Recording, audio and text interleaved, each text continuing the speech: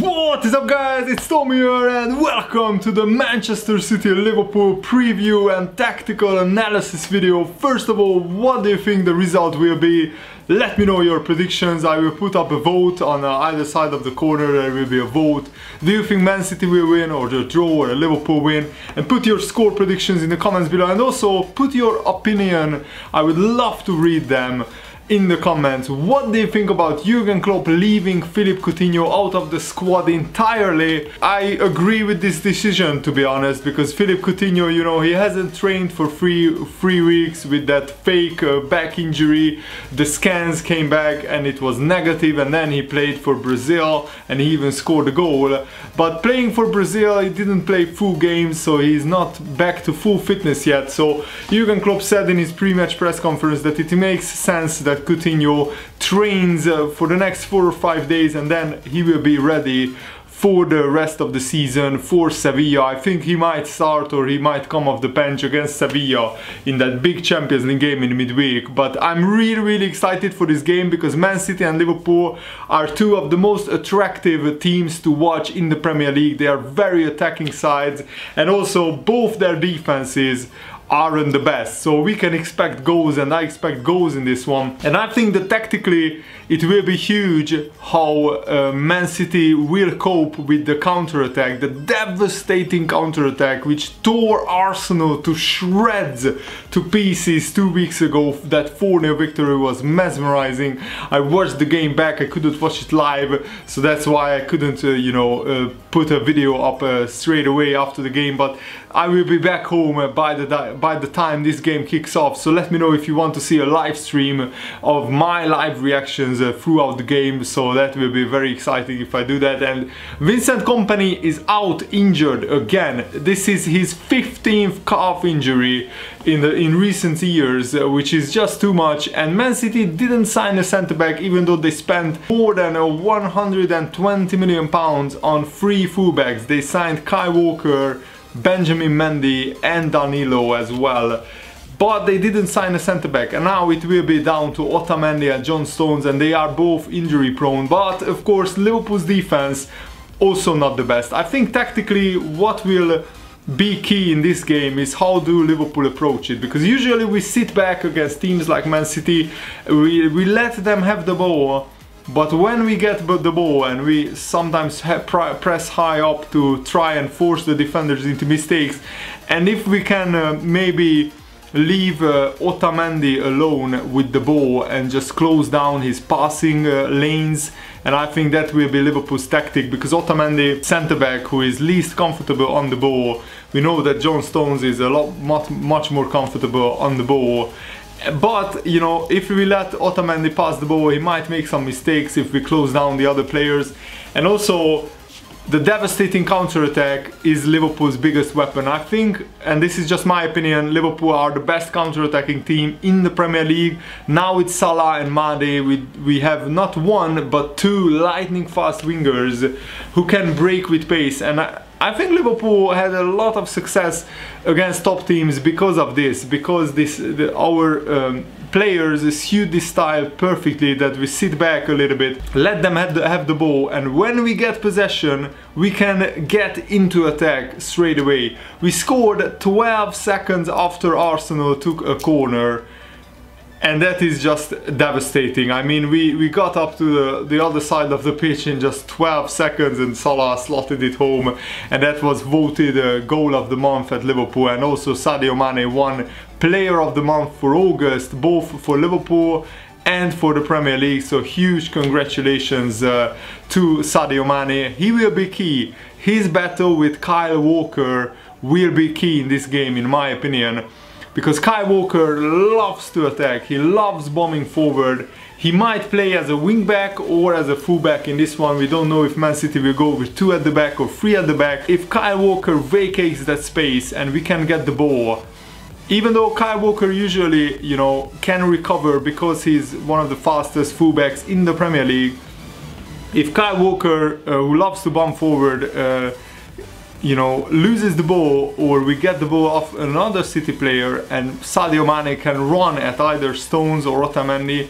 Look how he tore Rob Holding, who is a decent centre-back, to absolute shreds in the Liverpool Arsenal game. One-on-one, Mane, you can't defend against it. Even Paolo Maldini or Baresi or the best centre-backs who ever played in world football can't defend against pace. Sorry, that's the hardest thing to defend against. That's why I'm so happy that we signed Salah, because he again elevates Liverpool's play to another level. And Man City have to be very, very careful, because usually they like both their fullbacks to be very high up the pitch. So either if they start with Mendy on the other side and Walker on the other side, if they leave space behind, Mane and Salah will be devastating. And I think Jurgen Klopp is similar to Pep Guardiola in that both managers like to coach more the attacking side of the game,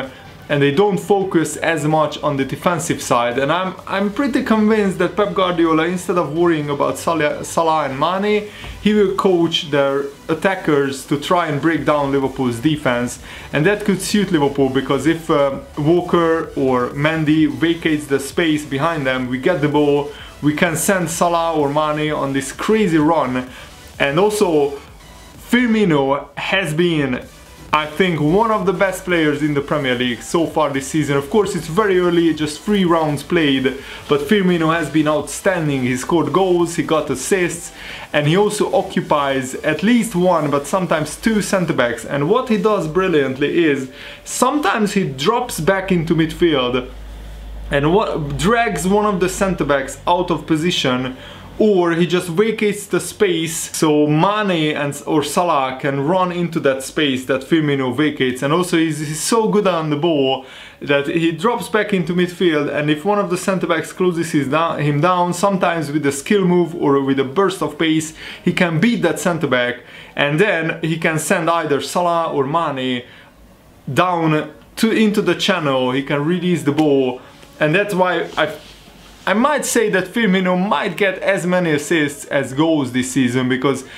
the reason why he doesn't score like 20 or 25 goals a season is because he's a false number 9, in that he can supply balls as well as finishing the chances that he gets. And also what could work in Liverpool's favour, and I really hope that we will take our chances, because I think both teams will get multiple chances. Last season game at the Etihad, it ended 1-1, but it could have ended 5-5 or something crazy like that. Both teams had so many chances. I remember Lallana missing an open goal by doing an air shot instead of kicking the ball into the net. And it's a big problem for Man City that Kompany is out, because Kompany is their best defender and he's also a leader at the back. And without Kompany, Man City's defense is like much worse. Otamendi and John Stones, they are decent centre-backs, but they are on the level of Lovren. Of course, Liverpool's defense, it's well documented that we concede a lot of goals, but I'm actually quietly optimistic, because Liverpool kept 7 clean sheets in their last 9 Premier League games. I cannot believe that statistic still, because usually we can't keep 2 clean sheets in a row, never mind 1 clean sheet usually. So to keep 7 clean sheets in the last 9 Premier League games, reaching back to the end of last season, is nothing short of miraculous for a Liverpool defense who usually concedes a lot of goals. And when put under pressure, Liverpool's defense can crack, and you know, Man City have, I think, on paper, one of the best attacks in the Premier League. Sane will start because Sterling is out injured. He's out suspended because he got a second yellow pretty harshly for celebrating a 97th minute winner. And the big question is, who will Guardiola start? Aguero or Gabriel Jesus? Because both are world-class strikers. Aguero has this crazy record that he scored in 5 home games in a row against Liverpool. 5 home games against Liverpool in a row, he scored in all of them. And if he scores in the 6th one, in this one, he equals a record which 2 or 3 players hold. I think one of them is Thierry Henry, one of them is Alan Shearer, by scoring in 6 home games in a row against the same team.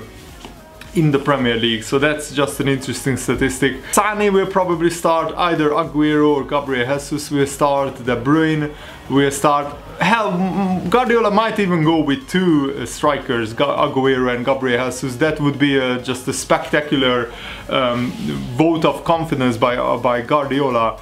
And the big question is, how can Liverpool's defense handle Aguero and the whole host of attacking players? And I think our midfield will be the key to this. If Emre Can, Wijnaldum and Henderson plays to the level that they played against Arsenal, against Crystal Palace, then I think we have a great chance, because those three players can both defend and attack well, and Henderson, I hope, has the discipline to stay in front of the defenders and shield them. And if we have a very good midfield shield ahead of the defenders, then we have a big chance of actually keeping Man City out. And also, I think Jurgen Klopp should go with the tactic that we sit back a little bit, be compact, don't give Man City a lot of space, and when we get the ball, we should get the ball to either Mane or Salah as quickly as possible, because that worked wonders against Arsenal. And Man City's defense without Kompany is vulnerable, but Liverpool's defense is vulnerable as well. It's one of the most difficult games to predict. Usually anything can happen in the Premier League anyway, but these teams are very similar in the level to each other. They are both on 7 points. Liverpool are only ahead on goal difference. I would be happy before the game, I would be happy with the draw, but I really hope that we go for the win. And as I said, I think the key to this game will be which team takes their chances better, because both teams will get chances. Both teams' defenses are shaky. Both teams' attacking talent is out of this world.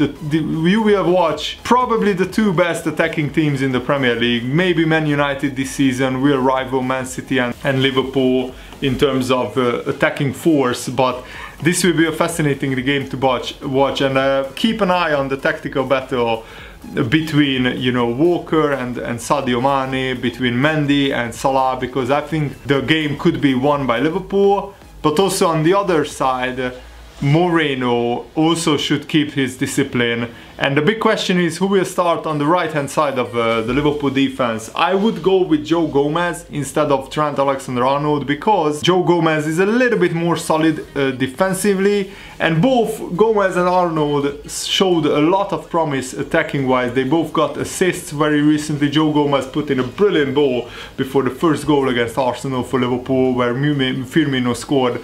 So my choice would be Gomez to go with the rest of the defense. And also Mignolet will probably start in this game, and there is talk that Loris Karius will start the Champions League games. Do you agree with that, guys? I think that we should give Karius chances, and I think it makes sense that Mignolet starts in the Premier League, Karius starts in the Champions League, and Danny Ward starts in the League Cup and in the FA Cup. I think that would be just a perfect scenario of playing all three goalkeepers and see how good they are, because all three goalkeepers are very good goalkeepers. Mignolet, I think, reached his full potential, but Karius and Danny Ward are both young goalkeepers who can improve a lot, but they need to play basically. So Jurgen Klopp hinted that Karius could be our Champions League goalkeeper, and I like that idea.